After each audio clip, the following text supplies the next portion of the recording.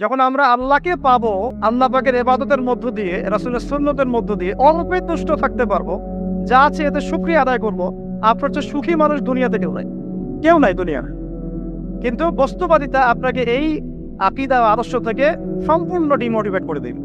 তো প্রিয় ভাই এবং বোনেরা যারা আলোচনা শুনছেন, আজকে আমাদের প্রথম সবক হওয়া উচিত দুনিয়ার নেশায় আমরা না পড়ি। আল্লাহ পাক আমাদেরকে তৌফিক দান। আল্লাহ পাক আমাদের সবাইকে যারা আলোচনা শুনছি দুনিয়ার প্রেমিক হওয়া থেকে বাঁচাক বলি আমি। দুনিয়ার প্রেমিক না, প্রেমিক হবো কার? আল্লাহর আখিরাতের। কতটুকু দাম আছে দুনিয়ার? আল্লাহ পাক বলছেন একটা মাছির পাখার সমানও না।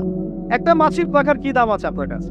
আল্লাহ পাক বলছেন পুরো দুনিয়ার দাম আমার কাছে যদি একটা মাছির পাখার সমান হতো, তাহলে এই দুনিয়াতে কোনো কাফের মুশরিক পানি পান করতে পারতো না। তার মানে এই দুনিয়াতে যা করো করো, আমার তো কোনো দামই নাই। তো কালকেই তো আমি দুনিয়া ধ্বংস করবো। আর ওই যে দুই জাতির কথা বললাম, জিন এবং মানব জাতি, সূরা আর রহমান পড়বেন। রহমান নামটা অনেক ব্যাপক, দয়াময়ের নাম। তার মানে আল্লাহ পাক মার্সিফুল, মোস্ট মার্সিফুল। কিন্তু এই সূরা আর রহমানে একটা ভয়ঙ্কর আয়াত আছে, কি? সানাফরুগু লাকুম আইয়ুহাস সাকলান।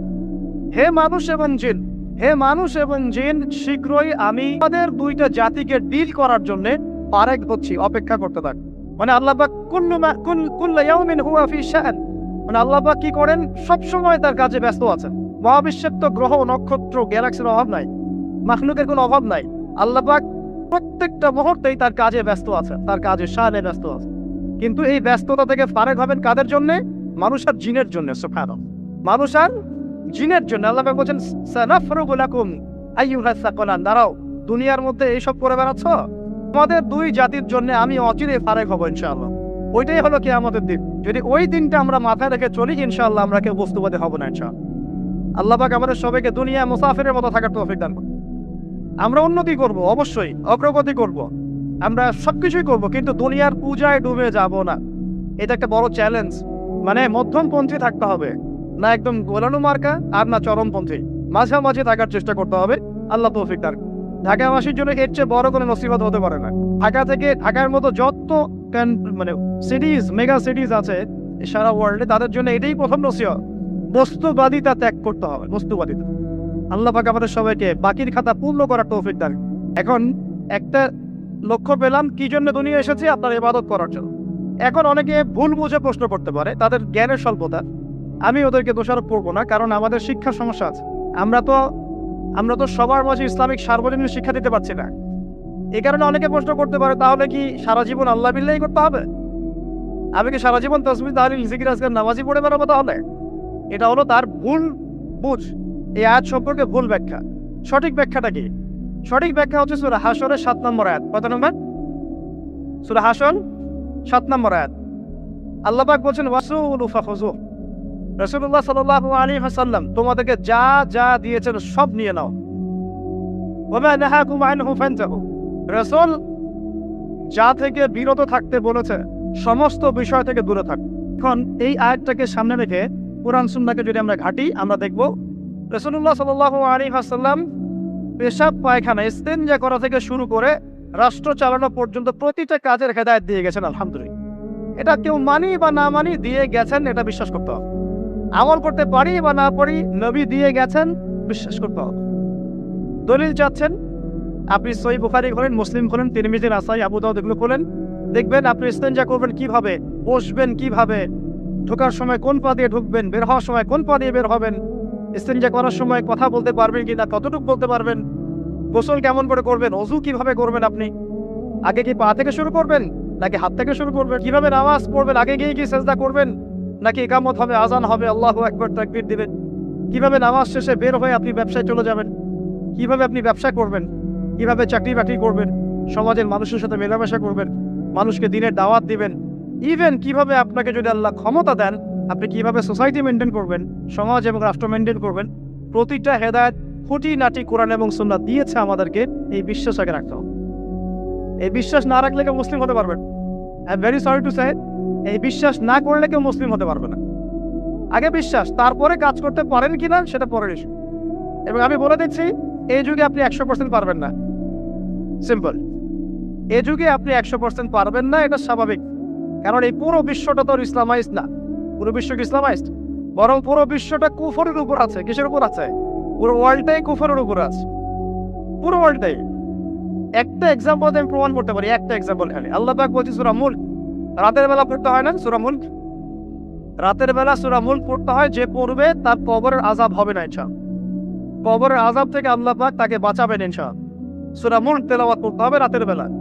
এই সূরার প্রথম আয়াতে আল্লাহ বলেছেন তাবারাকাল্লাযী, বরকতময় সেই আল্লাহ, বিয়াদিহিল মুলক, যার হাতে পুরো মহাবিশ্বের ক্ষমতা। কার ক্ষমতা?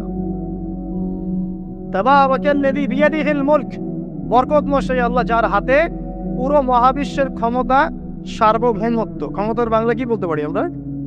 এটাকে ইংরেজিতে আপনারা কি বলেন? আপনারা বলেন সভারেন্টি। কি বলেন? সভারেন্টি বিলংস টু আল্লাহ। এখানে সভারেন্টি বিলংস টু কে? আল্লাহ। কিন্তু এই পুরো বিশ্বের সার্বভৌমত্বের মালিক কি এখন আল্লাহর বাকি আছে? মানুষ নিজের হাতে নিয়ে নিয়েছে। কথা বুঝতে পারছেন? পুরো বিশ্বে আল্লাহর সার্বভৌমত্ব চলে এখন, মানুষের সার্বভৌমত্ব চলে এখন। তো পুরো ওয়ার্ল্ডটাই কুফরের উপর আছে না? বিশ্বটাই কুফরের। এখন বাদ দেন, এই ওয়ার্ল্ডে আপনি 100% ইসলাম ডিল করতে পারবেন না, সিম্পল। কিন্তু আগে বিশ্বাস করেন যে একদম টয়লেট থেকে শুরু করে আসমান পর্যন্ত সবকিছুই হেদায়েত কোথায় আছে, কোরআন শুনে আছে কি নাই? এখন মানতে পারি না, সেটা আমাদের ইস্যু। কেউ বিশ্বাস করেছে, মানতে পারে না, আল্লাহ তাকে মাফ করে দিবে ইনশাআল্লাহ। বিশ্বাস করেছি, মানতে পারিনি, আল্লাহ মানে বিশ্বাস করেছি, আমল করতে পারি নাই। আমল করতে গিয়েছি, প্রতিবন্ধকতা পেয়েছি, সমাজ এমন ছিল না, বিশ্ব এমন ছিল না, আমি পারি নাই, আল্লাহ মাফ করে দাও, ইনশাআল্লাহ আল্লাহ মাফ করে দিবেন ইনশাআল্লাহ। কারণ আল্লাহ পাক বলেছেন, কারো আমল নামায় যদি শিরকের পাপ না থাকে, যে কোনো গুনাহ আল্লাহ যাকে ইচ্ছা মাফ করে দিবেন। আমল নামায় এখানে শিরকের পাপ রাখা যাবে না, যে কোনো গুনাহ আল্লাহ যাকে ইচ্ছা মাফ করতে পারে। বুঝাচ্ছি, মনে করেন একজন জেনা করেছেন, আল্লাহ মাফ করুক। ওই জেনাকার ব্যক্তি যদি বিনা তওবাতেও মারা যায়, তওবা করে নাই, বিনা তওবাতেও মারা যায়, কাল কিয়ামতের মাঠে আল্লাহ পাক তাকেও মাফ করতে পারেন, আল্লাহু আকবার। কিন্তু একজন ব্যক্তি শিরক করেছে, তওবা না করে মারা গেছে, আল্লাহ তাকে মাফ। এখন শিরকের পাপ ছাড়া যে কোনো পাপ আল্লাহ মাফ করবেন ইনশাআল্লাহ। সো আগে আকীদা পোষণ করি যে হ্যাঁ, কোরআন সুন্নাহয় সবকিছুর সমাধান আছে। এখন আমি আমল করতে গিয়ে হয়তো পারছি না, এখন আমার বিশ্বাস চলমান বিশ্বের সাথে সাংঘর্ষিক হচ্ছে, এবং এই বিশ্বাসকে দমিয়ে দেওয়ার জন্য কি করা হচ্ছে? এই বস্তুবাদিতার মতো আদর্শগুলো আপনার সামনে তোলা হচ্ছে। এখানে উত্তরটা কি? এখানে উত্তরটা হচ্ছে, দেখুন, ইবাদত মানে শুধুমাত্র নামাজ, রোজা, হজ, যাকাত নয়।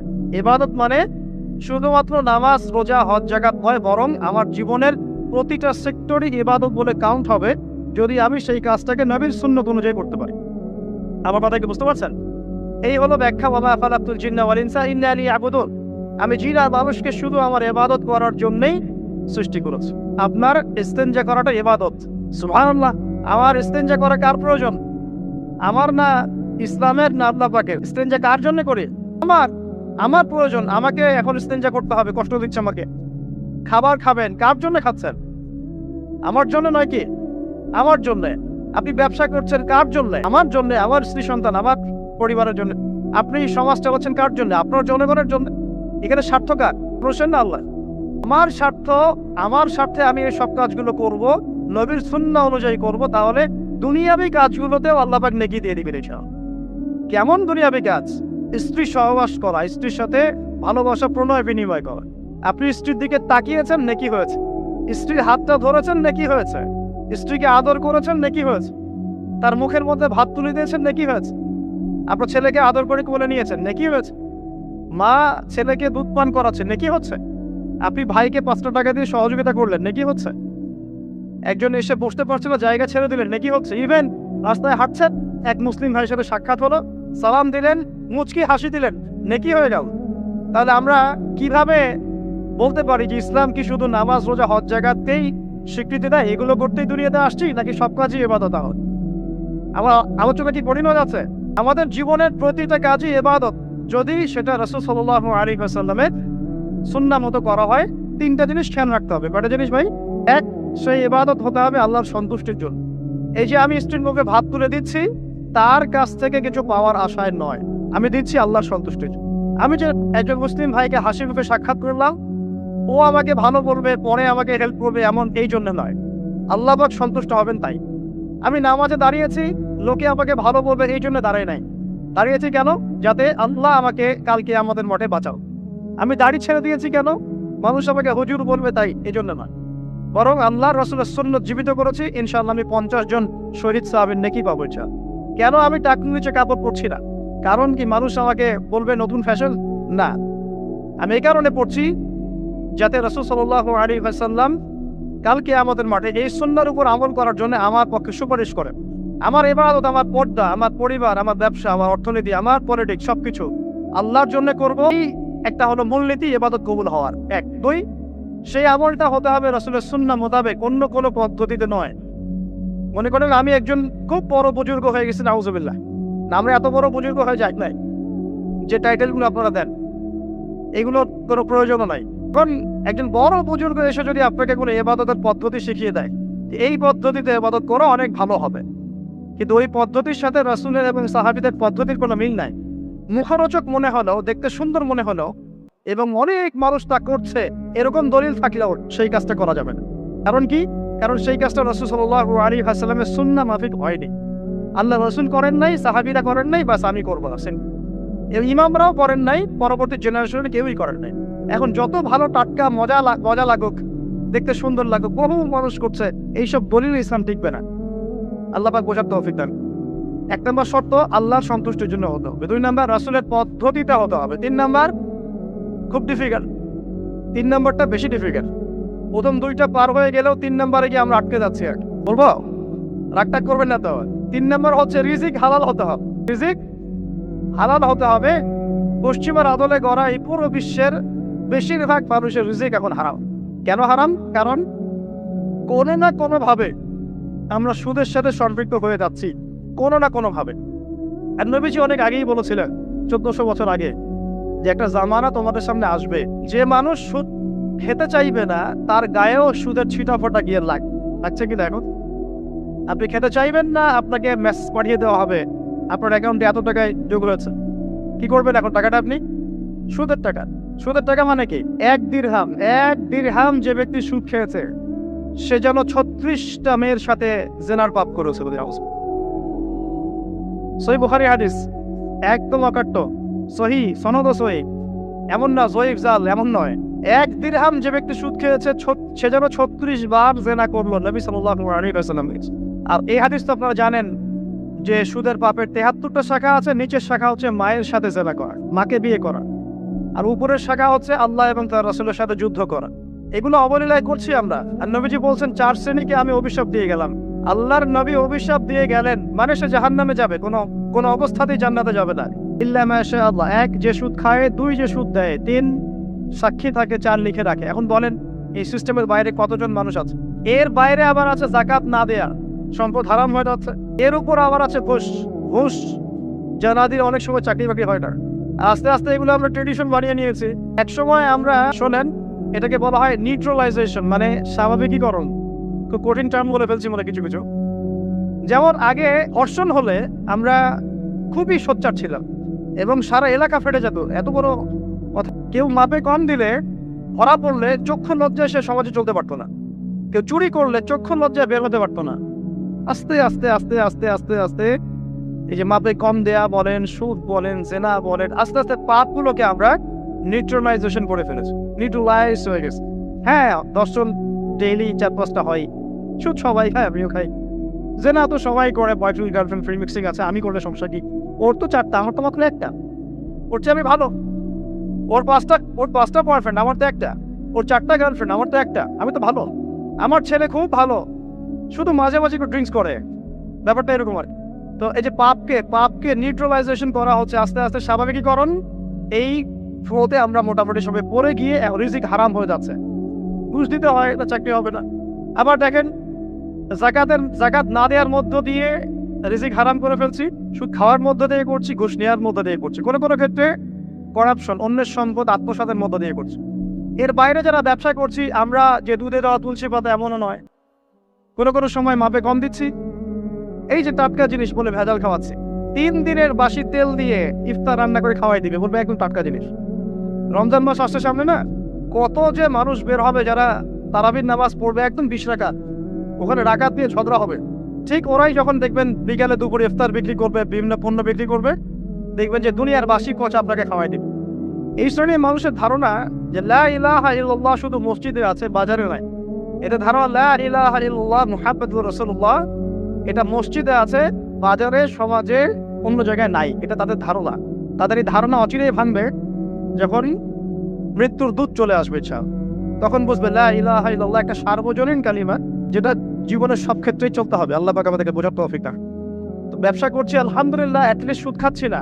তবে এতটুকু মনে রাখবেন, ব্যবসায়ীদের অসততার কারণে, আমানতের খেয়ানতের কারণে একটা আযাব আসে। হাদিসের মধ্যে আসছে একটা আযাব আসে। নবীজি বলেছেন, যখন একটা জাতির ব্যবসায়ীরা মাপে কম দেওয়া শুরু করে, মিথ্যা কসম করে পণ্য বিক্রি করা শুরু করে এবং আমানতের খেয়ানত করে, তখন ওই জাতির উপর দুর্ভিক্ষ চাপিয়ে দেওয়া হয়। কি চাপিয়ে দেওয়া হয়? দুর্ভিক্ষ চাপিয়ে দেওয়া। মনে করছেন যে হয়তো দুর্ভিক্ষ নাই, পুরো ওয়ার্ল্ড ওয়াইড একটা নীরব দুর্ভিক্ষ চলছে এখন আস্তে আস্তে। সকালে একটু আগে বলেছিলাম না, গরিব মানুষ আলু ভর্তা, ডাল আর ডিম ভাজা দিয়ে ভাত খেত আগে, এখন তারা বলে আমরা ডিমই দেখতে পারি না চোখে। ডিমও খাওয়ার এখন সামর্থ্য হচ্ছে না অনেকেরই। আপনি শোনেন, আমি একটা জব করতাম, মনে করেন স্যালারি পেতাম 5,000 টাকা, এখন পাচ্ছি 10,000 টাকা। কিন্তু 10,000 টাকা স্যালারি পাওয়ার পরেও আগে 5,000 টাকা দিয়ে আমি সংসার চালাতে পারতাম, এখন 10,000 টাকা দিয়ে পারছি না। কারণ কি? কারণ হচ্ছে মুদ্রাস্ফীতি, দ্রব্যমূল্যের ঊর্ধ্বগতি, এর পাশাপাশি আছে আমানতের খেয়ানত করা, করাপশন এবং কিছু অসৎ ব্যবসায়ীর এই দুরভিসন্ধি।